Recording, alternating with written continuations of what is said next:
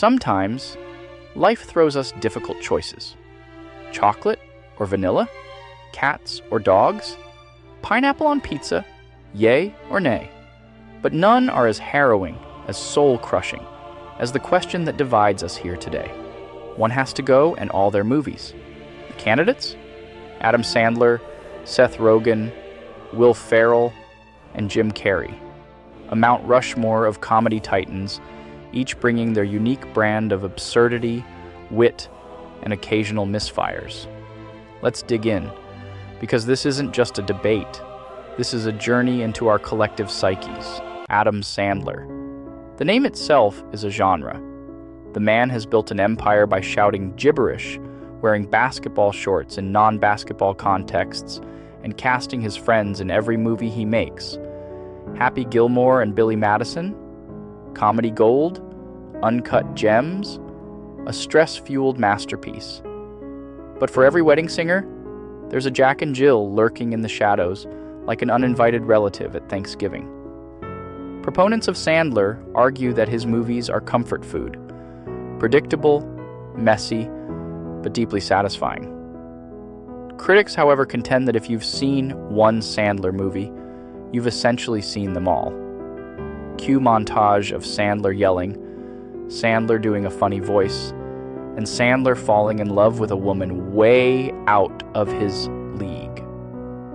Still, how can we erase the legacy of a man who gave us the Chinooka song and Click, a movie that somehow made us cry about remote controls? Sandler's appeal is also deeply generational. Millennials grew up quoting his catchphrases and reenacting his absurd antics. The golf course rage of Happy Gilmore feels cathartic for anyone who has ever wanted to yell at a parking meter. Yet his insistence on revisiting the same comedic tropes can feel stale.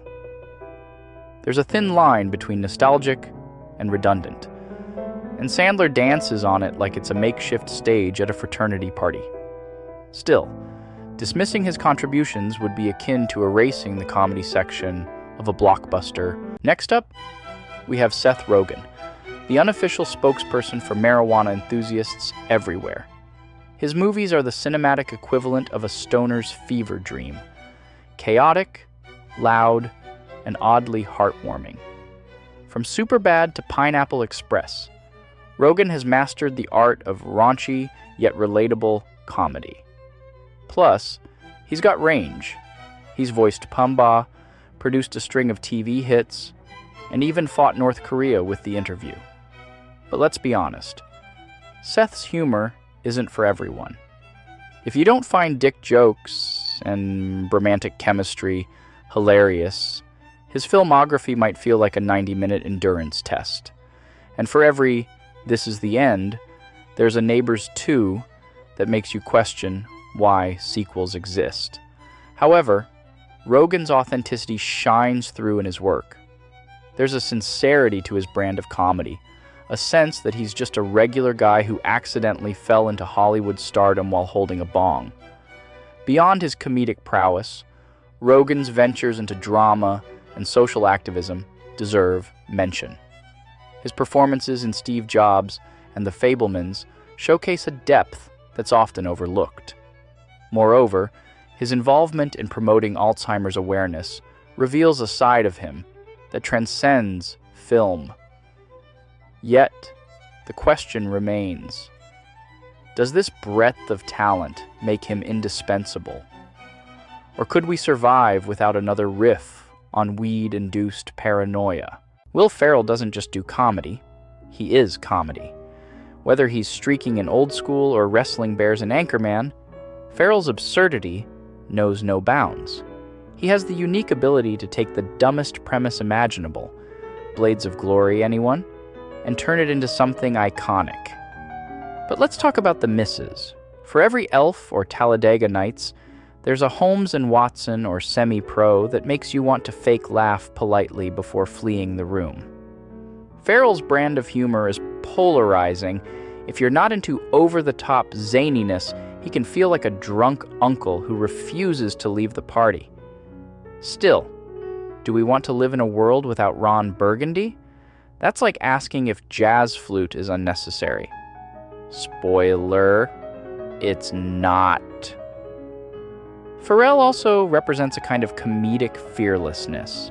He'll commit to a bit, no matter how ridiculous, with a level of intensity that's both inspiring and alarming. Who else could make figure skating seem like a viable comedic theme? Yet, his consistency is a double-edged sword. When he's great, he's untouchable. When he's not, you're left wondering why you're watching a grown man in a cow costume yelling about milk. Finally, we arrive at Jim Carrey, a human cartoon character come to life. His energy is otherworldly, his facial expressions defy biology, and his filmography is stacked with classics. The Mask, Ace Ventura, Dumb and Dumber, all pillars of 90s comedy. And then there are his dramatic turns. The Truman Show, Eternal Sunshine of the Spotless Mind, and Man on the Moon. Truly, the man contains multitudes. However, Carrey's comedic style can be a lot. For those who don't appreciate loud noises and elastic faces, his performances might feel more exhausting than entertaining. And let's not forget the misfires, Mr. Popper's Penguins, anyone. But can we honestly wipe Liar Liar and its blue pen bit from the annals of history? That's like erasing Michelangelo's Sistine Chapel because you don't like frescoes. Jim Carrey's influence extends beyond comedy, though. His exploration of existential themes in movies like The Truman Show invites us to reflect on the human condition. At his best, he's not just making us laugh, he's making us think. Erasing his work would be akin to deleting a vibrant, albeit eccentric, chapter from the history of cinema. So, who's got to go? Sandler's comfort food comedies? Rogen's stoner laugh fests? Ferrell's absurd antics? Or Carrey's elastic brilliance? The answer, dear viewer, depends entirely on your tolerance for poop jokes, loud noises, and the general willingness to embrace chaos. But if forced to choose, one might argue that Seth Rogen could be the sacrificial lamb. His contributions to comedy are undeniable, but his humor is perhaps the most niche. Sandler has nostalgia. Ferrell has absurdity. Carrey has range. Rogen has a laugh that sounds like someone accidentally stepped on a bicycle horn. That's not nothing. But in a game of cinematic survival, it might not be enough. Then again, this isn't really about comedy legends. It's about us, our tastes, our childhoods, and our willingness to forgive Jack and Jill. Each of these comedians holds a mirror up to who we are, reflecting our quirks, our flaws, and our need for a good laugh. So the next time someone asks, one gotta go in all their movies, just stare into the distance, sigh deeply, and say, "Don't make me choose."